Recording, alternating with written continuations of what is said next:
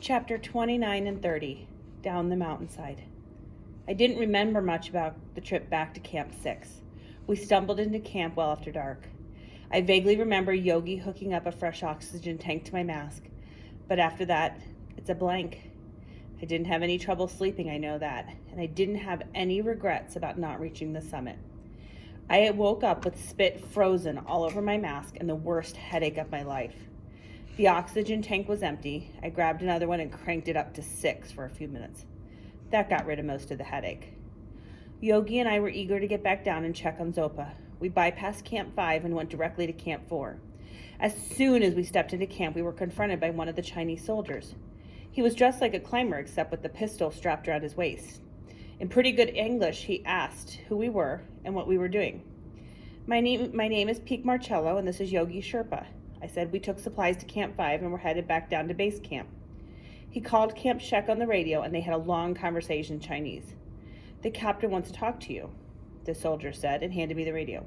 This is Peak Marcello, I said. Joshua Wood's son? Right. What are you doing on mountain? Like I told your officer, I helped take some supplies to Camp 5. Josh is taking a climbing party up tomorrow. But you leave mountain. What are you talking about, I asked. I'm up at Camp 4. You have a big argument with father. Oh, that. He told me he wasn't going to let me try for the summit. It made me mad. But at least he'd let me get as far as Camp 5. How about other boy? What other boy? Sanjo. Oh, him? I said, he's in Nepal. Which was the absolute truth. I don't believe. I have soldier bring you and Sherpa back to base camp. Whatever, I said, and handed the radio back to the soldier. They had another long conversation in Chinese, but I knew what this one was about. The other soldiers had gathered on the radio and were listening intently. The one with the radio finally signaled off and shook his head with resignation. You don't have to escort us down, I said. We have orders, he said. That's fine with me, but we're going to base camp. Where else would we go? About that time, Josh came on the radio asking for me. The soldier handed me his radio again. Is everything okay, Peak? I guess. What's the matter with that captain? I don't know. Anyway, we're headed up to ABC tomorrow, so I guess we'll see you on your way to base camp. Thank you for helping Yogi get the supplies to 5. I could see him and the others gathered at HQ monitoring the call from Captain Shek. No problem. I said, is there any way you'd reconsider giving me a shot at the summit? We already talked about that, Peak. The answer is no. Maybe next year or the year after when you're a little older. You're not ready. Out. And I handed the radio back, trying to look disappointed. The soldier looked at me for a minute. Do I have your word that you're going to base camp? I held up my right hand. You have my word. All I want to do right now is crawl in my tent and go to sleep. He nodded. Yogi and I headed into Zopa's tent, not sure what we would find. What we found was a note. Peak. I left Camp 4 yesterday. All is well. I will see you on the road. Zopa. I was glad to hear he was okay, but the note freaked me out. It was addressed to me. The plan had been for me to top the world with Sanjo and cross into Nepal. How could Zopa possibly have known what I was planning to do? I didn't know what I was planning to do until I was 10 feet away from the summit. Yogi and I woke up early and left Camp 4 before anyone was awake. I wanted to give the soldiers an out so they could tell the captain we had left before they were up.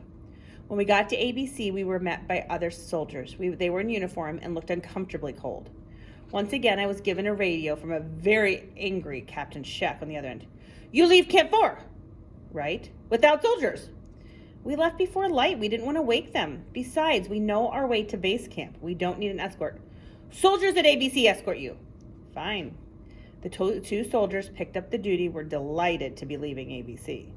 We ran into Josh and his clients as they were arriving at Camp 2. They must have left base camp early because they made good time. Josh took me aside out of the earshot of the Chinese soldiers. Did you make the summit? He asked quietly. No. What happened? Ran out of steam. No worries, he said. What about Zopa, Sanjo, and Yash? Zopa got sick and didn't get past Camp 4. I don't know where he is now. I was hoping you'd seen him. Josh shook his head. I'm sure he's fine. He probably slipped into the porter camp at night and is laying low. I hope so. And Sanjo and Yash? As far as I know, they're in Nepal. What? I told him about Zopa's plan. He broke in a broad grin. That son of a Captain Shek is gonna flip when he finds out. Topping the mountain? He shook his head and then looked more serious. How far did you make it? Above Camp 6. Well, you made it a lot further than most people. I'll take you next year or the year after, and we'll go up on the Nepal side. After Shek finds out about Sunjo, I'll never get a permit to climb on this site again.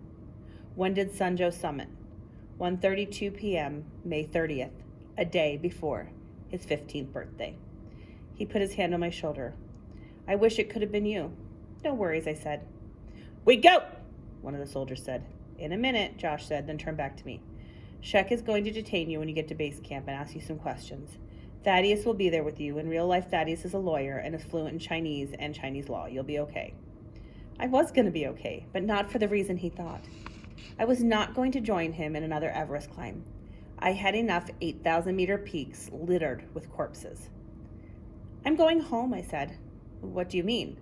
Back to New York. We'll talk about it when I get back down. I won't be there when you get down, I said. What's the hurry? You wouldn't understand. Try me. Okay, I want to go home for the twins' birthday. By the look on his face, I was right. He didn't understand. I haven't missed one yet, I said. Josh stared at me for a moment. Well, I guess Thaddeus can get you a ride to Kathmandu. We go now, the Chinese soldier shouted. We're just about finished, Josh said irritably. I guess I better go. Well, yeah, sorry it didn't work out. Josh put his hand out. Actually, it did work out, I said, shaking his hand. I'll see you around. I started following the soldiers and Yogi and then turned back and said, right when you get a chance. Josh looked at me and grinned. I might just do that. We got to base camp about 5 o'clock. Captain Shek, several soldiers, and Thaddeus Bowen were waiting for me. They weren't interested in Yogi and let him go into camp. When we got to Shek's headquarters, the first thing he did was dump everything in my pack onto a large table. Then, just like my New York detective a century ago, he examined the contents item by item. He found nothing of interest except for the digital camera Josh had gotten for me, JR's video camera, and my moleskin. He flipped through the moleskin but found mostly blank pages and put it back down. The camera he pushed to the side table. Sit! There was a single straight-backed chair. I sat. He asked me the same questions he'd asked me on Camp 4. But this time he had a tape recorder going and a soldier taking notes. I answered the questions in the exact same way, and when he finished, he told me I could repack my things. I began stuffing things in. When I got to the camera, the captain stopped me. Not that. You have no right to take anything, Thaddeus said. Camera will be returned after we look. Well, there better not be any damage to them when they are returned, Thaddeus said. Some lawyer, I thought. Glad he wasn't defending me when I was in front of the New York City judge. I'd be in jail right now. When we got outside of the building, he whispered, was there anything incriminating on those cameras? It's a little late to be asking now, I said. But the answer is no. I took the memory card out and put a blank one in. Where is the memory card? Someplace safe. It was actually stuffed in my sock. I was tired. I started toward my tent, and it wasn't till I got there that I remembered I didn't have a tent there anymore. I crawled into Josh's and was a little surprised at how tidy everything was. All the clothes were neatly folded, gear stored in boxes. He had a little folding desk with pens, paper, and a laptop computer. Next to the computer were 2 stacks of mail. The first stack was addressed to him. The second stack was addressed to me. My stack was a lot smaller than his. I could have gotten mad about the whole mail thing again, but I didn't have the energy or interest. Like I said, you don't pick your name or your parents. Joshua Wood is what he is. I couldn't change him or the fact he was my father. All I could do was try not to become him. I opened the big envelope addressed Peak P.P. Marcello. Inside was a drawing and a smaller envelope. Written on the outside of the envelope was Airplane Far, 6-year-old spelling. Inside was $67.86. Not quite enough to get to New York, but I still had Rolf's $300 and a credit card. I pulled out the drawing, and it was an invitation to a birthday party. I would have to hurry if I was going to make it in time. I started to headquarters to find Thaddeus, but on the way I heard a truck start. I ran over to see if I could hitch a ride and found Yogi in the back. The driver charged me $100, but I didn't care. I would have paid twice that much. I was on my way home, and the truck was nicer than the one we'd taken to the mountain. The covered bed was empty and plenty of room to lie down and sleep. The 2 drivers took turns at the wheel and were both in a hurry. The only stop for fuel, which was fine with me. When we came to the road above the Friendship Bridge, where the prisoners had been shipping the boulder, the truck slowed, then came to a stop. Yogi and I hopped out of the back to find out what was going on.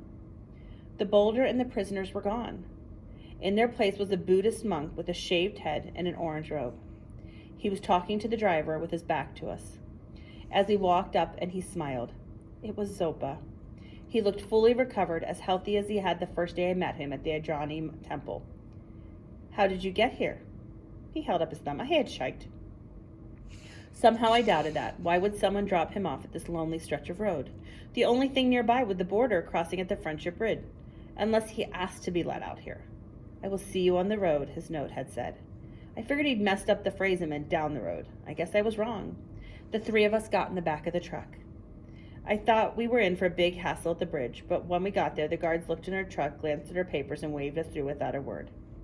We made one more stop before we got to the airport in Kathmandu. I complained that I needed to get to the airport, but Zopa made a good point. They will not allow you on an airplane looking and smelling like you do. The monks in the monastery watched my clothes as I took a long bath. Zopa rode to the airport with me. Before going into the terminal, I pulled out the note Zopa had left for us at Camp 4. How did you know you'd see me on that road? Zopa shrugged, and the answer didn't surprise me. I unzipped a side pocket of my pack and pulled out the memory card. You might need this to prove Sanjo got to the summit. Zopa looked at the card and stashed it in the folds of his orange robe. Will we see you again on Sagarmatha? I wanted to shrug my reply, but I couldn't because I knew the answer. No, I said, but I might return to Kathmandu to visit. You are welcome any time, Zopa bowed and gave me a blessing. When he looked up, he said, Thank you for what you did for my grandson. I returned the bow. Thank you for what your son did for my father.